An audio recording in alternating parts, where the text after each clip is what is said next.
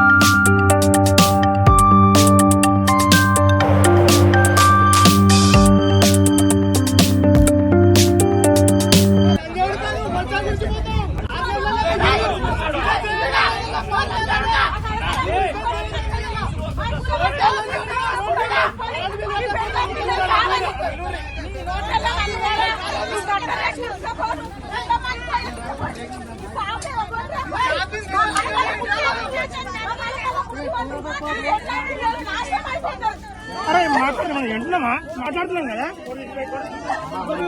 మనుషుల్ని ఇంతవరకు చేశారు కదా చాలా అమ్మా.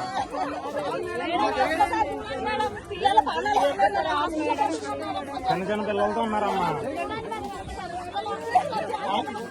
ఇంతవరకు జరిగింది కదా.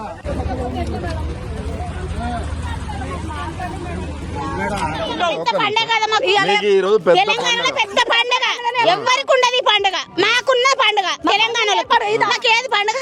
శివాల మీదనా పండుగ? మాకు చాలా పండుగ. అన్ని కూలగొట్టారు కదా, ఇంకేంది పండుగ? మాకు పండుగ లెక్క ఉందా అన్న? ముందు పండుగ లెక్క ఉందా? ఇళ్ళ పట్టు చీరనా?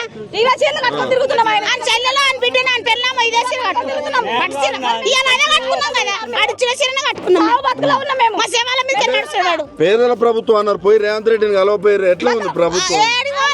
రేవంత్ రెడ్డిని కలవనికే పోవాలనా? మేము మా భయం మాకున్నది, మేము కూలి చేసుకొని బతికేటోళ్ళం. పండుగ పూట మరి పండుగ పూట మాకేం వంట వండుకొని తిందామన్న పర్యం లేకుండా చేస్తారు. ఆదివారం పండుగల రోజు ఎప్పుడో ఒకసారి దిగుతారు. ఇల్లు పోతే ఎట్లా? మరి అదే మరి రోడ్డు మీద వండుకోవాలి, ఇంకేం చేస్తాం? ఆడ అవిటికి సంతకాలు పెడితే అవి ఇయ్యలేరు. ఇప్పుడు ఈడ గుడి చేసుకొని ఉంటే ఈడ ఉండనిస్తలేరు, ఇంకేడ ఉండాలి? ఉన్నాయి మా ఆస్తులు ఉన్నాయంటే మీరు మొత్తం రాసుకొని మాకు ఇల్లు ఇయ్యండి. మీ అమ్మ నాన్నేరి, మరి మీరే ఉన్నారు ఇక్కడ? మా అమ్మ నాయన రూములు వెతకనికి పోయిరా? అయ్యో, మరి అన్నం తిన్నారా పొద్దున్న నుంచి? తినలే. అన్నం వండలేదు. అన్నం వండలేదు అంటే అన్నం వండుకునే ఛాన్స్ కూడా ఇవ్వలేదా? మరి ఎట్లా? ఆకలి బియ్యం తీసుకుంటే వాళ్ళు వచ్చి కాల్చేయండి బియ్యం అందులో పోసి సామాన్ బయట పెట్టి పోయిండ్రు. బియ్యం కూడా అందులోనే పోయినాయా? ఆ బియ్యం తెచ్చిర్రు కానీ వండుకోలే. మరి ఆకలి అవుతులే, ఇప్పుడు మధ్యాహ్నం అవుతుంది, ఆకలి అవుతులే? అవుతుంది. అన్నం ఆకలి అవుతుందా? అన్నం లేదు. మమ్మీ వాళ్ళు రూమ్ కోసం పోయిర్రు.